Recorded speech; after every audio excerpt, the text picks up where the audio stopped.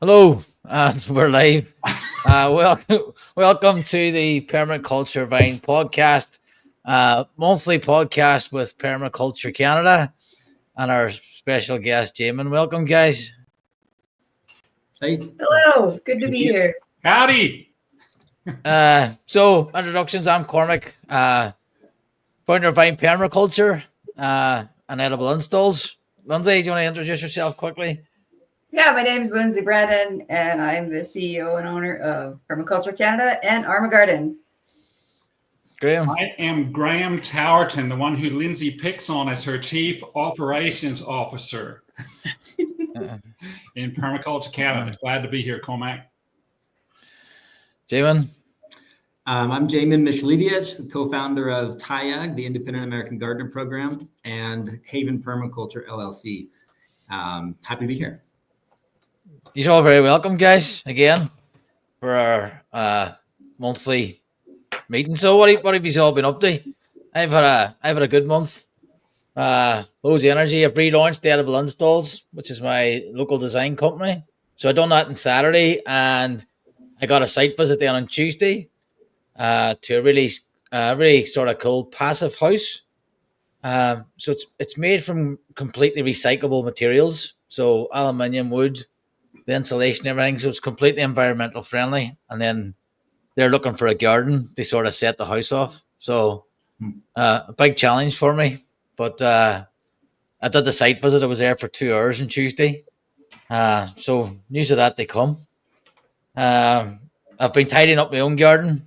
Finally got the weather. So in Ireland, the Celtic Spring is the 1st of February. So it's officially spring here. So that brought a lot of positivity, a lot of new energy.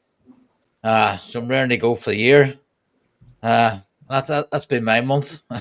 Lindsay, what have you been up to? Disappearing into a cabin in the woods, and that was great. It was Groundhog Day here in Canada. That's what we have. And I hit a wicked winter storm, and it was perfect. I went out and saw my friend's land. They have 10 acres in the hills of Creston, BC, with a beautiful stream running through it. And they actually got a water license. They were able to modify the stream a little bit so that they can capture that waterfall and bring it into their property. It's beautiful. They're going to put up some domes there and a tiny house where somebody can live and stay on site and maintain some B&B rentals. But it's going to be more of a kind of like a spiritual break for people, where they encourage you to just kind of like go there, be by yourself, have some like super peace in the woods. So that's what I was up to like for the whole month. What was I up to? I'm really doing a lot of techie stuff because we're looking at redoing our website. Also starting my own podcast that's a little bit more refined than my last one. So there's a lot to learn. So I'm super stoked to connect with you, Cormac, on a monthly basis, because you're definitely going to be mentoring me in that process. As far as process flows, there's so much that you do for preparing for this podcast, and you're doing an outstanding job. So thank you for that. Other things that I'm doing, editing videos from all the site visits that I was doing over the past year. I have a lot of catch up to do in terms of showcasing all those partners of ours. So I'm doing that and focusing on indoor growing. So I'm sure you've all heard about the tariffs from the US on Canadians. So we're coming up with some solutions up here. And there's a big focus on indoor grow right now. So vertical farming.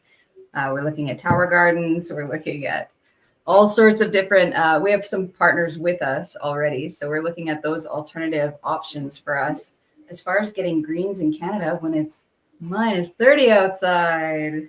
It's a little bit about what I'm up to. Very cool. All right, Graham, you're muted there. Thanks, Cormac. For me, Julia and I recently made a permaculture presentation at our local nursery here in town in Adrian, which went really well. We had probably 20-some people show up on a Saturday morning. Gave the presentation. We've had a few people then sign up for the newsletter and for free consultations. So that's been a great event. No sooner had I posted that I was going to be presenting at that location at Barrett's Nursery here in town.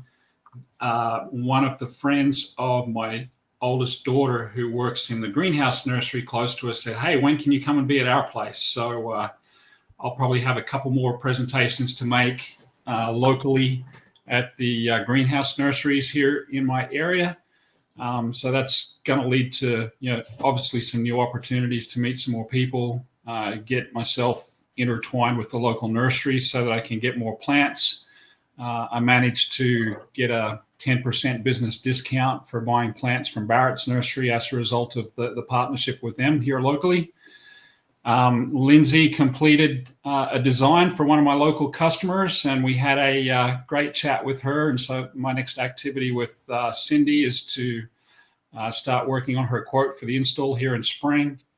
I've got several other customers who are already hitting me up to say, when can I start doing work? I'm like, yeah, let's let the ground be a little bit less frozen. So I'll be starting on quotes next for all of the spring planting activities with all of my existing local customers. And then because the weather has been so cold, we've been doing a lot more indoor project work. So I got the heater working in my barn. I got the flue pipe all sealed up so it doesn't smoke out my barn when I start burning some wood in there. Makes it a little bit more comfortable to work in that place. And then right through the door to my right is the stairway to my attic. And it's been an unlined and uninsulated space for most of the time that we've been here. So we've been working on putting the insulation in and putting up some tongue and groove pine for the ceiling and turning that into a future sound and yoga studio and library. So that's me for the month. Keeping busy. Somebody put all them books in. Yeah, exactly. Jamon,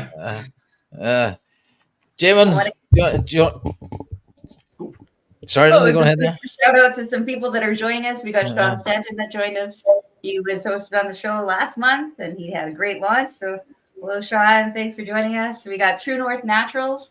So we also have a chaga farmer out there in Ontario listening in, and we have Tag and B from down in Kansas. Thanks for joining us. Awesome. And I got a shout out to Lisa Strumfer in Manitoba. That's a long way from where I'm at, and a place where we did a nice homestead design for Lisa's property. Welcome, Lisa. Welcome, everyone. Jamon, what have you been up to? Very cool. Well, first of all, this is awesome. Just to kind of see how you guys are well-rounded and doing this monthly, I guess, for a little while now. Super cool to see how you all have been functioning and the things you've been up to. For us, it's been a little bit chaotic, actually. Coming out of the holidays, we were totally inundated with backlog designs still. We've been working really hard to try to crank all of that out. And so we put a whole shift of focus into away from doing everything ourselves and a little bit more into the delegation and trying to create more of a network and a team. I am guilty of taking everything upon myself and then just, DIYing my way through things and not so good at delegating. So that's been a skill I've had to learn. But we've been focusing a lot on the shop. I don't know if I've explained too much about the hub project we have in Trenton, Missouri. It's like a 20,000 square foot building down there on Main Street.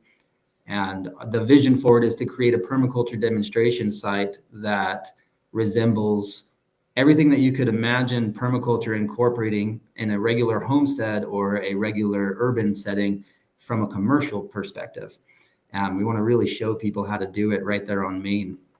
And so we've been doing a lot of the designing of that property. We got some good 3D renderings, creating some pitches for the local city municipalities to kind of get things approved and moved forward. Been working a lot on trying to budget it out because there's a lot of contractors that got to get involved to do things like rain catch on a city street.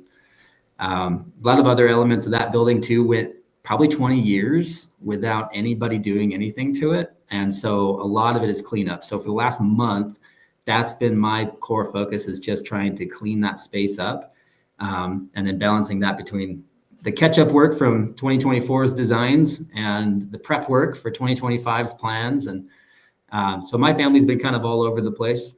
TIAG, on a business perspective, is shifting quite a bit into focusing on getting the community moved over to a new platform.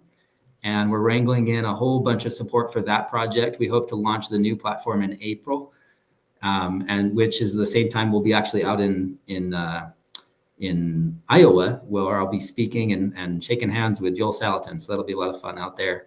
And we're hoping to make that the official launch of the new community as well, simultaneously to that.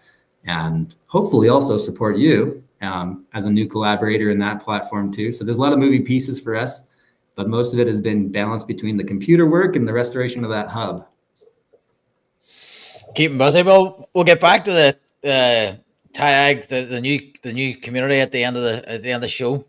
If people want to hear more about that, make sure you wait to the end. It's exciting stuff. I'm a collaborator in there, and I'm not sure whether it's definitely had an effect already, because we had 600 listens on the podcast this week, which is our best ever yet.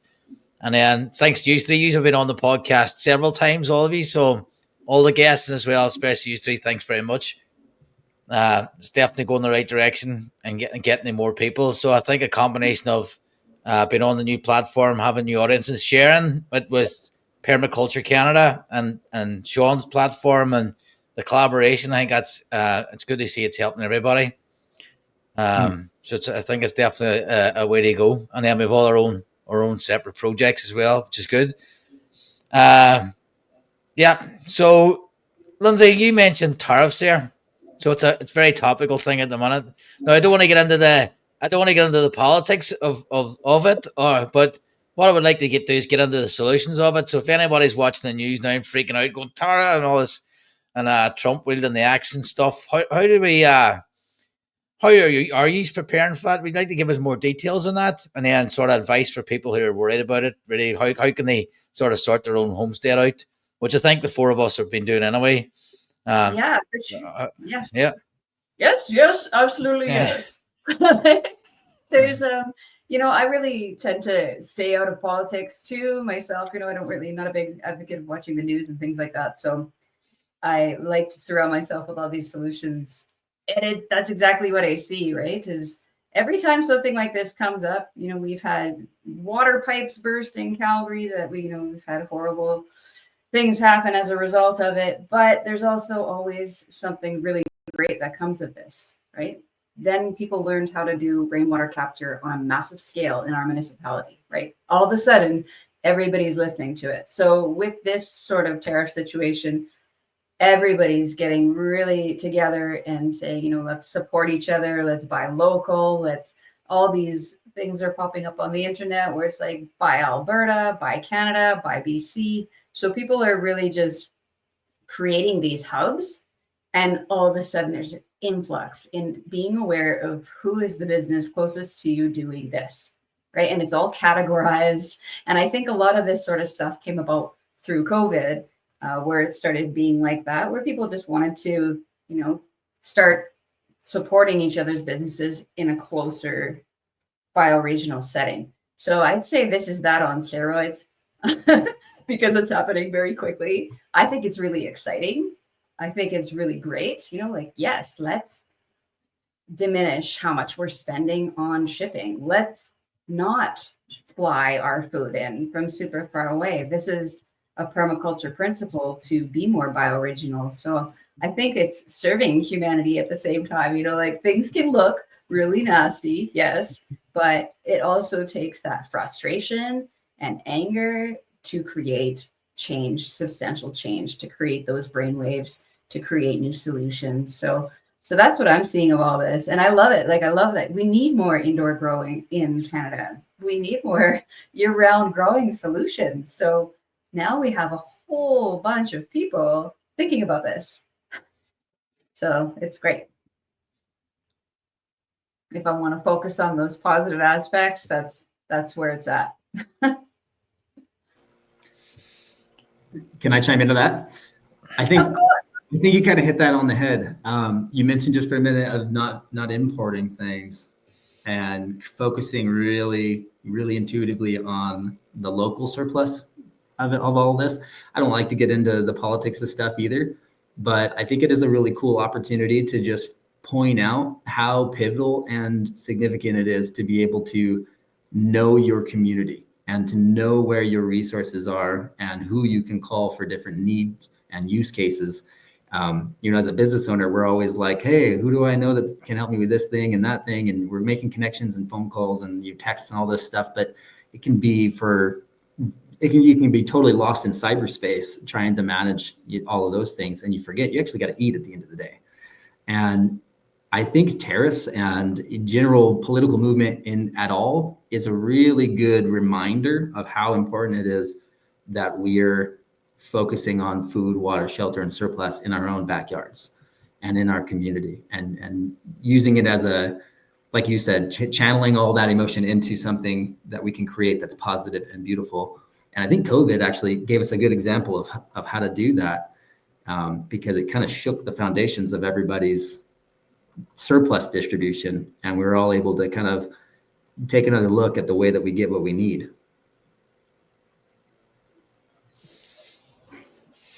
Graham, you any thoughts, Ned? Yeah, the tariffs, it was funny to start with. When I saw it happen, I told Lindsay, I said, yeah, this is just a ploy to try to get Canada to become the 51st state of the US. And in any event, the first impact that I actually saw was just the change in the exchange rate. There was an impact on the stock market.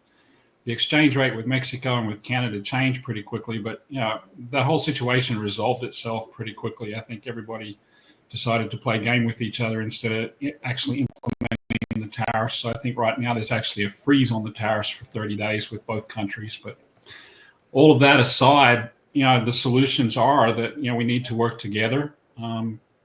Just to work out how, without boundaries, like this imaginary line that exists between Canada and the United States and Mexico and the United States, how can we all work together to improve what we do with permaculture and help people to grow their own food, regardless of whether it's tariffs or whether it's events like the past pandemic or other natural disasters that have taken place. Permaculture is a solution to helping people have more food when they need it, regardless of what the circumstances are that create the shortage.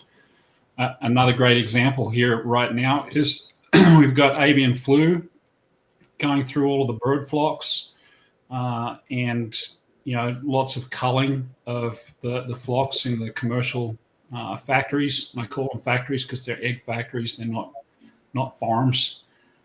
In any event, I was almost oblivious to what was going on because we have our own chickens, and I'm starting to have people contact me saying, hey, you got eggs ready available for this season? And I haven't yet quite, but people are paying $7, $8, $10 a dozen for eggs, and I was selling all mine last year for $4.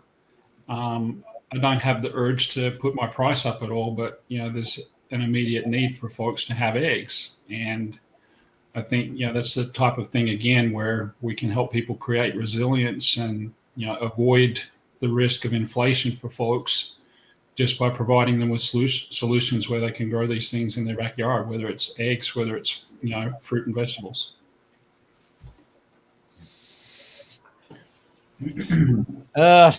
So you mentioned as a solution there that we're doing indoor growing. I've started seeds indoors with lights, but it wasn't really practical in the kitchen. So have you any reasons I've got an indoor grow setup that would be practical? Now I have a garage with shelter, but when I do stuff out there, it tends to get very moldy. So I tend to avoid it. What type of indoor growing setups have you got, or any advice on that? Yeah, mine's a little bit way off. When we start seeds this early, and somebody put it in one of these social media things too. They're like, start the seeds. It's like, if you start your seeds now, they're going to be like a hair, and then they're going to dry out and die. So like, we don't really need to start our seeds just yet, but people are definitely getting really excited already. Like once we have a Chinook here, which is like a warm wind that comes through the mountains and warms us up, people are going to hit the garden stores. There's a tendency to start things pretty early. So just to get excited, all the garden stores are actually starting to fill up with their supplies. So it makes it exciting. It feels like spring might be right around the corner, and then we get -30 like this. So we're still a little bit off as far as seed starts go. You can start some in March and some in April. Tend to want to space them out or even double up in our case, like start some in March, maybe they'll make it. Start some in April in case the ones in March didn't, sort of thing. That's kind of the approach that I take. I'm more of the put it in the pot and get as many as you can out there and then see what makes it, because you got more things to do. You can't really watch it. They end up growing more than you can manage in a small space, and then hope you have a good output by the end of the season. We've been in the camper for a while, so our kitchen gardening is a little bit erratic right now.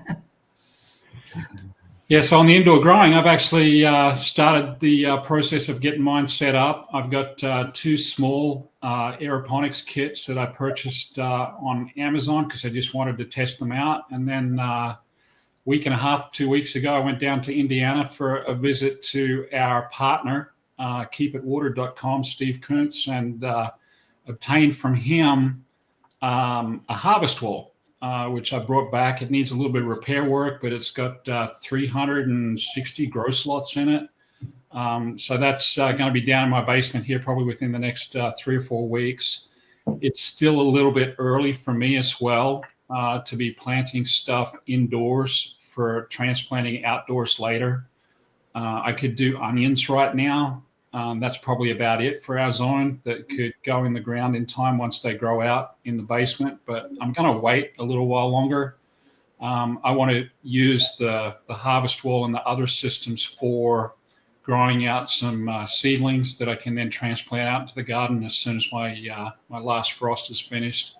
I want to put some plants out that can handle the frost, some of the brassicas, maybe some lettuce. I've got some outdoor raised bed gardens that I've got some covers over, and some I've turned into cold frames with glass covers on top. So my indoor growing activities are right now just limited to all the plants I've got indoors overwintering, like my citrus and olives and those kinds of things in my basement under the grow lights. Thrilled that both of those, the citrus and the olives, are all putting out new green leaves already, which is great to see. But in any event, I'll be probably seeding those aeroponic systems probably in March, so I can transplant stuff out in early to late May.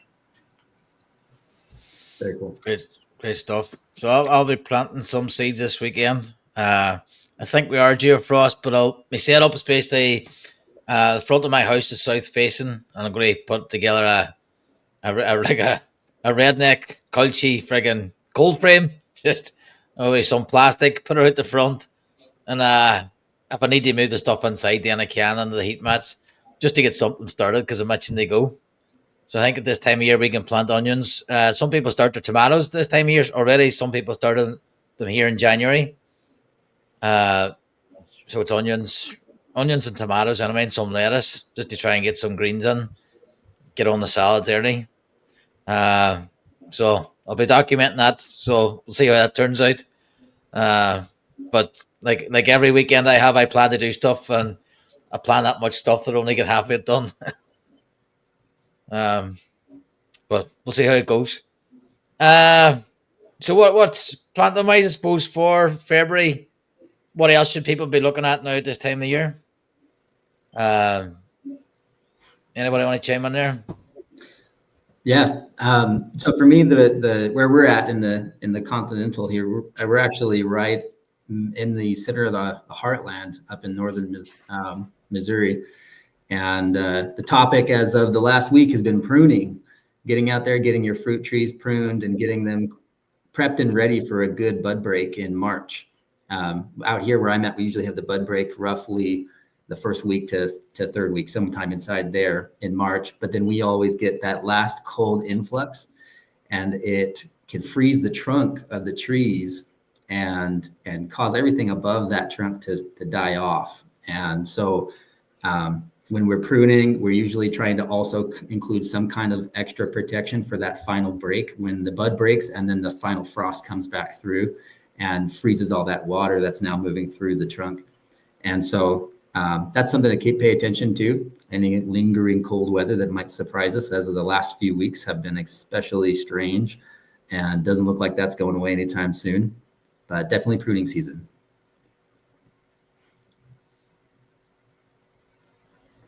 Yeah, there's a lot of, that actually just reminded me of a couple things, Jamon, that you tipped me off on there. For anybody who's a maple syrup person that wants to tap their trees, that's a good thing to watch, as the snow melts around the trunk, right? That's when you can start to know that flux is going inside the tree trunk, where it's a good time to tap your trees.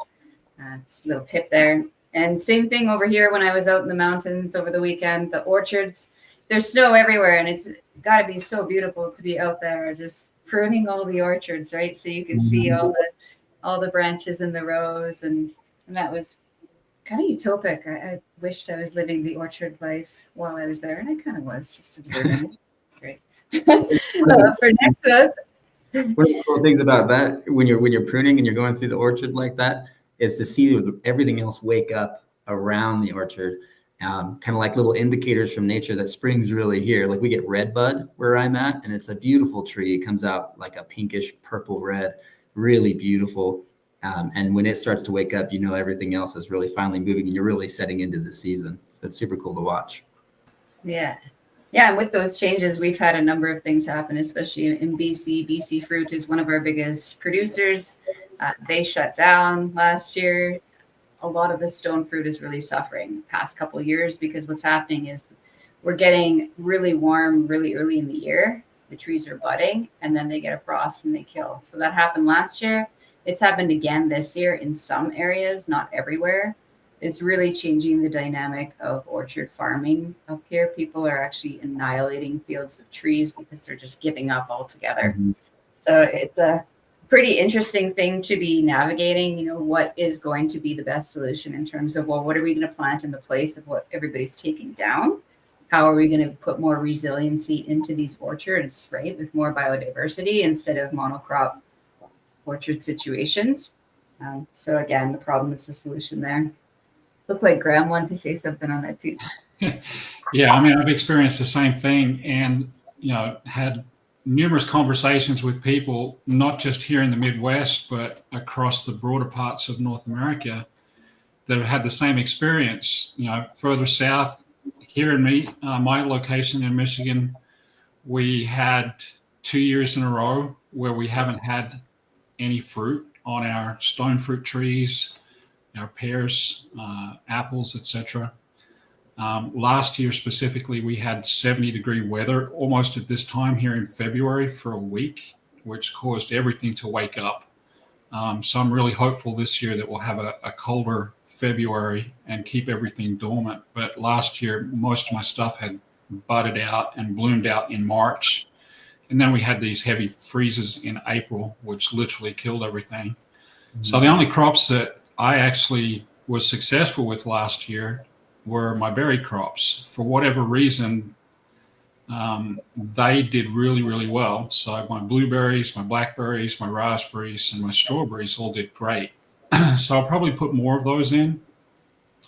And I think the focus that I'm going to take is just now looking at different varieties for all of those different trees that I've mentioned, and looking at how much chill hours that they need. And seeing maybe if I put in some other varieties that need fewer chill hours, that, then maybe they're going to survive better. But I think also then just trying to see what I can do to get varieties which are better adapted for my climate to start with, for the next round of trees that I put in. Try to buy more from regional nurseries. In the past, I've been guilty of buying from all of the online sellers of plants, and most of those nurseries have all been based in places like Georgia and Texas and Florida. And so when those plants get migrated up to my place, I'm not sure if they're really well adapted for this area, and I don't know if they can adapt for this area, even if they've been in the ground for a long period of time. So my focus now is to see if I can get more stuff from my local nurseries that are within 100 to 200 miles, and specifically ask them if they've been growing their plants. So a little bit of a shout out for my friend Doug Crouch down in Kentucky, just across the Ohio border. He's been a supplier for me now for the last year. I've taken 2 or 3 different loads of plant stock from his place to build my own permaculture nursery and to add to my farm.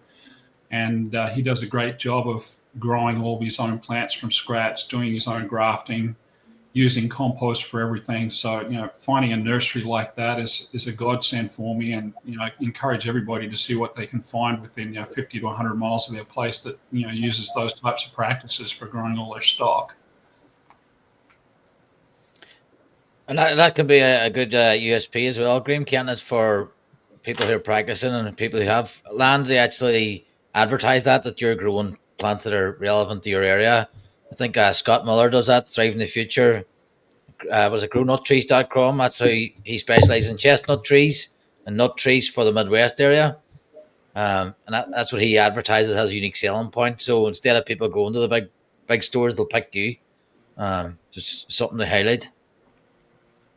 Yeah, I think it's important too to look at your genetic succession when you're planting something in the ground. You mentioned that you may not know if it can adapt to the area, but if you let it have some offspring and go through the series of genetic successions, eventually you'll be able to cultivate something that's at least a little bit hardier to that area. And some species you'll fight, and eventually nature's just going to say, look, you need to knock it off. This one Absolutely. Yeah, and that's a good approach, and that's worked with my two favorite peach trees. They were actually given to me by one of my work colleagues when I first moved up here and was working in a biodiesel plant, and they were seedlings that had come up from the peach pits underneath these trees. He gave them to me as like 12-inch tall seedlings, and I planted them. They're now 12, 13 feet tall. And every year I have this problem of beating the squirrels to the peaches, and invariably they'll put the pits in the ground around the bottom of the trees. And every year for the last 3 years, I've been getting 20 to 30 new seedlings coming up. Yeah. So I've taken 15 or 20 of those out to my new field to the east and planted them. And, they're in their second year in the field now. And so hopefully 5 or 6 years from now, they start producing peaches. And then I can go through that third generation. I love that. There's an aspect of the letting the nature, or letting squirrels specifically do the work for you in nature. When we started our vision for TIAG communities, we actually began it in a small urban backyard, back to Eden style garden, and we didn't have a whole lot of fruit trees. We eventually planted like 27 fruit trees on that property, but the squirrels were taking the acorns and planting oak trees in my wood chips, and they were planting them everywhere. And you could look at that like a nuisance and saying, oh, they're planting all these pits and these acorns, or you can kind of look at your backyard like like nature wants it to be a nursery, right? It's a production. You have a surplus now. And so we looked at all those acorns and we said, well, actually now we have a bunch of oak saplings, and so now it becomes a surplus production from our property. And we have a completely free labor force. So it was pretty cool to see that nature take over and do that for us. Yeah, and that reminds me of, I got 2 organizations that I met over the past month, one of them being Forest Canada. They are supplying trees, like funding for trees for people to plant them. We have the 2 billion tree program up here in Canada. So I want people to encourage to look into those sorts of things in your bioregional areas. If there's any sort of funding for tree planting, do that. And then another organization I met is Friends of Fish Creek Society, Alberta Native Plant Rescue. So what these people do is when there's a development going on in town, you can volunteer to go dig up the native plants and take them home. And they're looking for people with land, where you can put them, which I have lots of access to lots of different land, but what an opportunity to have a native plant nursery. So I also encourage people to kind of look into their areas, because this is probably a new and up and coming thing, or a potential for somebody to start doing a business like this in your area, because as we know, developments are happening all the time. It's just the people power to get people out there and digging them up. But yeah, let's network and save the native species.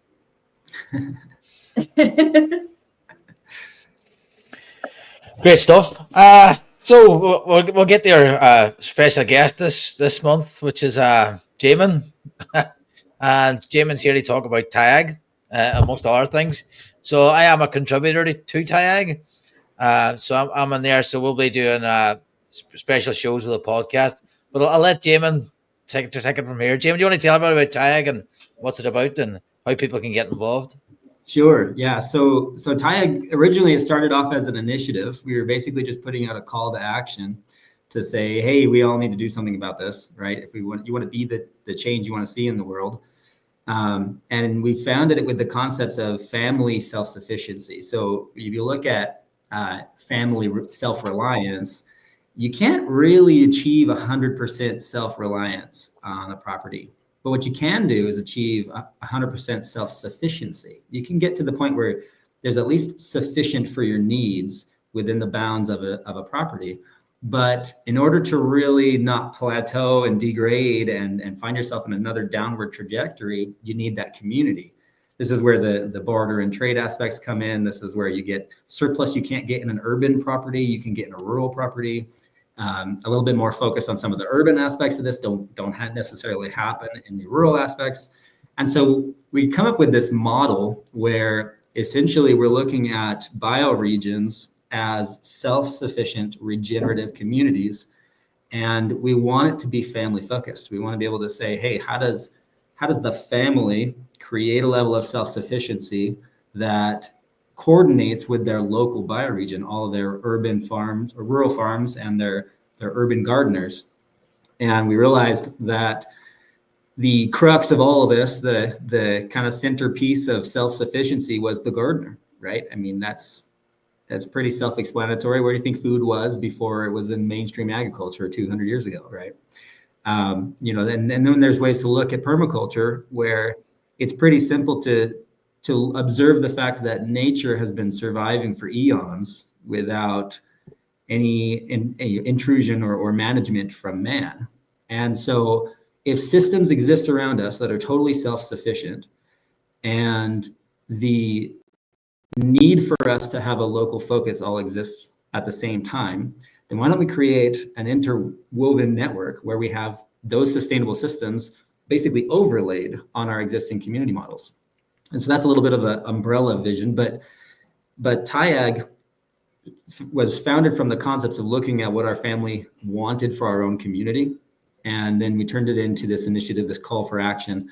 And then it developed into this international approach where we're basically saying, look, we need to do something, and not just in my own backyard here with my community. It's actually going to happen everywhere. And so we traveled and taught. We went and spread the mission of self-sufficient communities focused on the support and success of the family as the centerpiece of all of this. From over 27 states, we went up to Canada.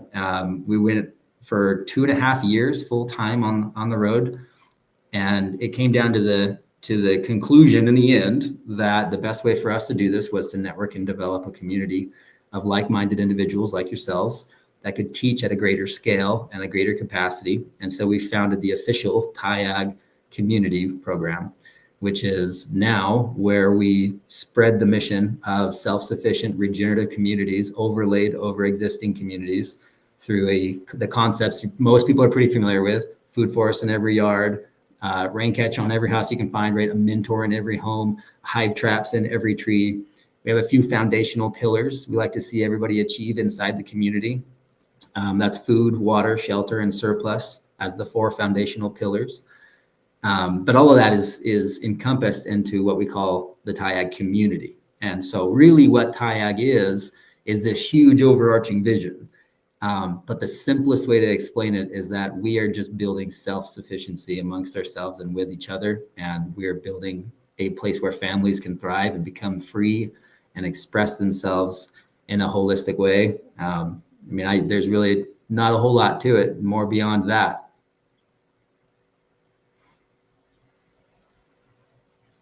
Yeah. Any comments from you, Steve? Go,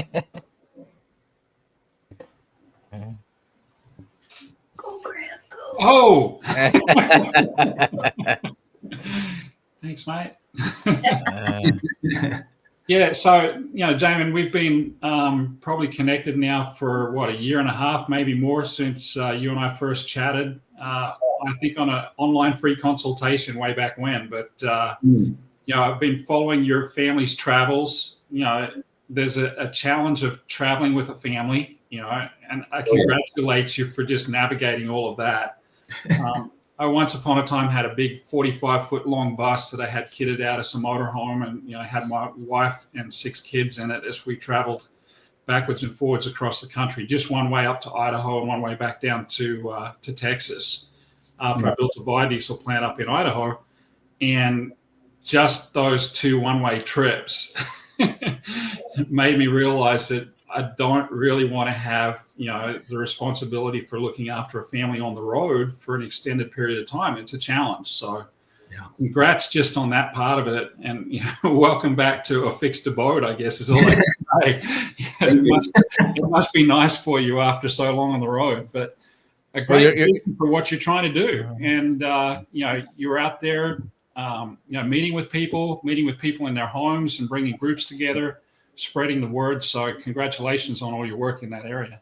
Thank you. Well, I should clarify too, we're not quite to the fixed abode yet. We, it's been, I think since we started, it's been almost the 5-year mark now. Only 2.5 of that was full-time traveling and teaching. The rest has kind of been, pond hopping here and there. But actually right now we're transitioning between developing the hub and consulting on large projects around the country, trying to get the hub project off the ground, which is just demonstration properties and proof of concepts. So we're not quite there, but we're getting close to the settling down. Yeah, that's awesome. And just before I comment, I want to give a shout out. We got City Nature YYC joining us, Pedro Paulide. We got Ben Cinderman, one of our designers at Permaculture Canada. Jay Newt and Fazenda Andalusia. Welcome. Thanks for joining us. And so in your comment too, being on the road, this is something that I'm considering right now too. I'm almost at this empty nester stage, right? I've been raising my kids on my own who are now 21 and almost 18 years old, right? So I'm looking at what's going to happen when my lease runs out next March 2026. And, I've been looking at vans and I've been thinking about getting the road, maybe getting a sea can to put my stuff in, buying a small piece of land, and then just going and just traveling and, doing the work that I do. I'm fortunate enough to have the freedom to be able to do what I'm doing wherever I am, right? I can really compact down my office into different ways and, the iPad and, hit the road in a van with my drone. And sounds like a dream, right? So maybe it's glorified because I'm in my little Zen house right now and I've got all my instruments and everything like that. So it would be a huge change for me. But I feel like if not now, then when, right? Yeah. So I'm inspired by the work of another couple of our designers on our team, Doug and Mel, who are down in Nicaragua. And they ran their project RV for Change. I should actually pop this in the chat in a second about their project that they've already undertook. They could definitely use anybody's support, any sort of funds that you can supply for them. Unfortunately, Doug has had a stroke and they are down in Nicaragua looking for funds to help with those medical bills. So I'm just going to pop that down in the chat. That's super cool. I actually love the piece of what we've done as far as the family with the traveling aspect of all of this. There's a lot of fun things that we get into when it comes down to the permaculture aspect. And you go to our website and you'll see, or this YouTube channel we're broadcasting live on right now too, the Independent American Gardener YouTube channel. You'll see videos and clips and snippets of all these amazing communities that have come together everywhere that our RV has made it, right? In every community that we've stopped. But just as a family, oh man, our life would have been completely profoundly different had we never gotten into that camper. And to this day, I think if I had to do it all over again, the only thing I would have changed is maintaining a hub, a home base.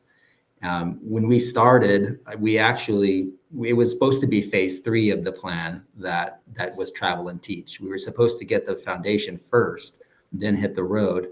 And in the whole mix-up, we ended up losing our land at the same time as we closed on one of our homes. And so we ended up with no home base to come back to. And all of our belongings were just in this 4x8 trailer.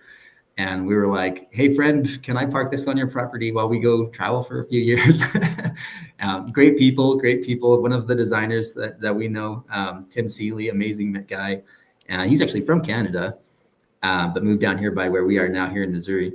And they were super nice and just let us keep our stuff on the property while we did what we felt like we needed to do. And we hit the road and taught. And my kids, I tell you, out of all the things that we've done, my kids have seen more interaction with people and more incredible destinations around this beautiful continent than I ever did. And, until I took the tour and did it myself with them. I think most people would just ooh and ah at the things my kids have been able to experience. And to me as a father, that's a big deal. I got 6 kids now. When we started this, we had 4 kids. And so we actually pulled over a couple different times and rooted down for a month or 2 to 3 months at a time. And we would kind of go through whatever the transition was our family was in before we picked up and kept going. But the mission has always been the why, and it's always been really important that we keep moving forward. And so we never like to stay stagnant, always like to get back on the road. And it's totally impacted our family's way of living in a big, big way. It is hard being a permaculturist on the road because you can't be as holistic as you'd like to be. You struggle a little bit with, small living quarters only hold so much stored goods. And so you've got to have a good network of homesteads to be able to kind of hop around to get good food sources and clean water and things like that. But it's definitely worth it. Wouldn't change it for the world. So I take it, so you've gone out and seen all these properties. Must have taught you a lot about what's required and what people need. Oh yeah. So what are the main things that people need and people have been crying out for? Time without a shadow of doubt. Yeah. Time right off the bat. We live in a beautiful world where things can be automated now. But there's also it's kind of a catch-22 because you don't want to detach from the world. You don't want to detach from the soil and just make a machine do everything. And so we've had to try and teach and consult in a way that we're able to say, hey, here's the world's going in 2 different directions. This way over here is all the automation, the technology, the drones, the AI, all these amazing technologies, really phenomenal. And we're blessed to be alive in the day and age that we are. But then there's this other side that's completely abandoning society completely and running off into the middle of the boonies and starting up the teepee tents and just completely leaving it all behind. And then I believe that there's a healthy, happy medium right here where we can integrate a passive chicken door and also catch our rain and also still go play with our chickens, like all these things where you can automate things to give yourself the time. I think permaculture is why I think the lack of time is why you need permaculture in your life. But that's been a big one. We hear it all the time. Everywhere we've gone, that common denominator of not having enough time is a really big deal. And so it's important that we stay in that happy medium there and not automate everything so bad that we detach, but not detach so much that we forget we have the ability to free ourselves. My dad is guilty of that. my dad is he's a softie for animals. He's got so many animals, and he's always kind of been really involved with the homestead mindset. Ever since the time I was born on a little 3-acre homestead. But he ties himself down with the livestock and needing to feed them, needing to clean dishes, and he's working on the automation aspect of all of this, but he's really inundated with work and just maintaining his livestock. And so he can't really go anywhere, can't really travel. We're here in the Midwest, and it's a struggle to get him to come out here and see us, And so I like to give people a glimpse of hope that through permaculture design, you can free your time. You can actually find a level of self-sufficiency where you can still have your livestock, but you can still go. Like you're not bound. That's I think the bottom line of what TIAG is all about. We want to break the chains and free the people. Awesome. Yeah, and if you want to go away as well, having that community around you, make sure you build it so somebody can come watch your chickens. There you go. And you can watch theirs when they go. Yep. Venmo your babysitter, automated, right? And I'm gonna add, make sure you design it well, right? Like that's where the design comes in. It's like you got this big broad range picture, you got all these things, but if you're placing your chickens super far away, you're increasing those steps that you're taking. You got to know where your water is and all of that. So when people are thinking about implementing all these, like you're talking about permaculture demonstration sites, I can't really stress how important it is that you want that design, you want that overall look at the whole picture and all the elements that you want to have included before you start plugging those items into your land. So we did a tour through Tennessee, and coming through Tennessee, we found this really cool like community garden. It was kind of like a park setting, and it wasn't really upkept well. It was just there, but you could tell that it started off with a really cool initiative where they were involving the youth, and it was kind of a classroom for the kids, which was awesome. And we had they had this little gazebo where the rain catch would come off and it'd go through the filtration, and then it ended up in this big tank, and then it would just drain out into the drain. And then right in front of it was like 12 raised beds that were bone dry, and everything in it was dead. And so it speaks to the concepts of well design, keeping it functional and connected and integrated. And had they just put a little tubing, from that rain tank over to those raised beds, that would have been automated and beautiful and green by the time we got there. But instead, everything was bone dry because somebody didn't have enough time to bring the kids there as often as needed to water all those plants. And so, making sure that things are placed properly and integrated well is really important. Yeah, to add to that, just the other day, Cormac, myself, and Marjorie Wildcraft were on the Permaculture Vine podcast and chatting about designing yourself into community.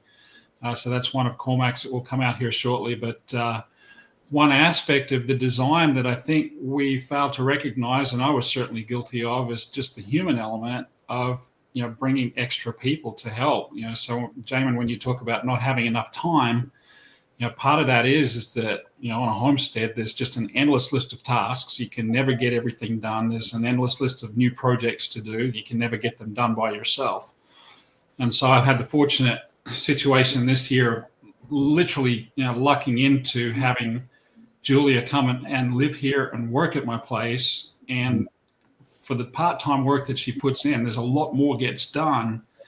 And it just makes a tremendous difference then on having a person who A, will help with the tasks, and B, hold me accountable to all the goals that we set, and C, then come up with new and better ways to do things because of her perspective on how to implement permaculture. So I want to encourage people that a part of the design that we often miss, if we're just looking at a design plan for a property, is what time commitments are going to be necessary. And then how many people, how many hours need to be committed to looking after it. And I think if we make that a better part of our design efforts, I think we can start to show people, here's how you'll save time because of permaculture, but here's all of the other things that you may need to consider doing, as projects or further development and improvement. And here's where you're going to need some people to come help. Absolutely. I think that's a really good point to bring up. People can get really overzealous in their game plan for their homestead, and trying to be really intuitive in how they want their envision for their family to look on their homestead. And, you can put in all the different areas of your permaculture design and just blow it out of the water. Really, you can design a property a million different ways, right? And it can just become this resource dump, basically. But at the same time, it's really important that you don't compromise on that vision, and that, give yourself permission to go all out and make that dream property. But like you said, design it for the time and the resources that are going into it. And if you're going to create that dream property, well, then do it with the right people, the right job positions, the right influx of networking and marketing and all these other elements that are going to allow you to do that many things and tackle every aspect, because you can only be in one place at a time. So it's really important that we design people in our systems. Yeah, and I'll add to that too, where it's like, this is where our opportunity is to bring in education to the people that we're designing for, if it's possible. There's never a better time than the design implementation to get them to call on their neighbors and their friends and teach them, and then proliferate the permaculture through their communities through, having somebody come down and provide that education for them, or, some sort of consulting process where they can become a leader for their community in that way. Definitely. Yeah. So, Jamon, practical wise, how do people get involved? Both professionals who want to teach on your platform and people who want to learn. Yeah. So there's two ways that we like to look at that, because I actually got myself into a bit of a pickle a few years ago. We started going through the idea of tackling every area of things we wanted to do simultaneously, and we got into a little bit of an overwhelm. And so what we like to do now, and what we've learned, is that it's important to work with the people that want to work with our vision. And so if you are somebody who's interested in what we do in creating a family-focused, self-sufficient community, then the best way to do that is to take the initiative with us. Jump into our community, tiagcommunities.org. And if you're a designer or a professional that somebody wants to network with us, the best way to do that is to jump into our community, tiagcommunities.org.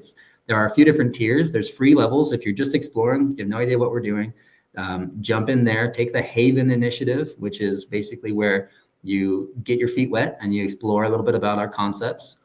And you start to work toward turning your home into a haven. And then there's a few other tiers where if you're all for what we're doing and you want to get fully involved, then jump into the full subscription tier. You get access to everything that we do in our community, and you'll work with me personally. I'll be in there working with you on a regular routine basis. This is where our other permaculture designers will have access to Q&A threads with you. You'll have access to the videos and the reoccurring resources we bring into place. And then if there's just all of that just seems like a little bit too much extra work, you want to get to me directly, the best way to do that is havenpermaculture.com and just have a discovery call. Great stuff. So I was going to bring us up. So you've mentioned there, Jamon, you have there's a full podcast in this I would like to do, but you have 3 brands. Lindsay, you have 2. I have 2. Graham, you have a couple. What is it with permaculture people and multiple brands? Redundancy creates resiliency. Yeah. Yeah, they all serve a different function, right? You want to do everything under one hat, but you don't think that's sustainable. Well, I'll start then with my case. So I started Permaculture Adventures Michigan well before I think Permaculture Canada was created, and it was always intended to be my own local design and consulting business for here in Michigan. And now that I'm part of Permaculture Canada, I'm quite happy to bring all the design work into the Permaculture Canada arena, and then just use Permaculture Adventures Michigan as my install and nursery business. And so they do serve different purposes. And I'd certainly encourage people that, having multiple different businesses is not a bad thing, if they serve different purposes in different, locations and environments. And so, it becomes pretty easy these days to start another company. I'm sure everybody here, has gone through the process of starting a business in their local area, incorporating it either as a fully incorporated company or as we have here in the United States, LLCs. It's 15 minutes worth of work on the internet and a few $100s typically to do that. So in my lifetime, I've had 15 or 16 of those that have been started up for me or for other people. And so, each of those companies has a purpose. And, the other thing from a legal perspective, it separates liabilities, so the work that I do as an installer doesn't create liability for Permaculture Canada, for Lindsay and myself within that arena. So it separates everything nicely from a legal perspective as well. Yeah, and I have way more businesses, for photography, there's performing. So there's even more than those two, right? Those are my permaculture businesses, though. I think. Oh, sorry. Go ahead. Oh, you're going ahead. I was just going to say, I think it's important to bring that up too, the legal aspect of it, the liability piece. We're not perfect. Permaculture designers are really open-minded, and like, permaculture is this overarching hat and this umbrella of all these different niche trades and things we can incorporate. And so we like to dive into all the different areas. For me, I look at, we have 3 organizations. It's Lulu's Garden, my family's personal business. This is where our e-commerce and retail, that's actually plays the role in TIAG as the barter and trade channel. Then we have Haven Permaculture LLC, which is where we separate, like you, Graham, all of our design work and our collaborations with professionals. And then we have the Independent American Gardener Community Program, which as it stands today is actually just a program, and our transition is we're working into ratifying it as a nonprofit. We're dabbling with the ideas of how to structure it and how to figure it out just right, because ultimately we want to be a registered 501c3 nonprofit. We're hoping to be able to achieve that this year, but that's the community piece of all this, and that's the vision, that's the philanthropy, right? And so, the other two organizations kind of feed the philanthropy. And so I think it's important to not limit yourself to just one channel, but also protect yourself in the process. Business is an awesome game. Yeah, so for me, somebody Graham at Edible Installs is a local install, the boots on the ground business, and then the Vine Permaculture is the bigger vision, trying to connect with people and share stories. So guys, that's been great. We've had an hour there. Any final thoughts? Jamon, we'll give you your first go there. Sure. You're the guest. Yeah, so I guess my final thoughts would just be, don't look at permaculture and your homestead with a sense of overwhelm, and don't rush it.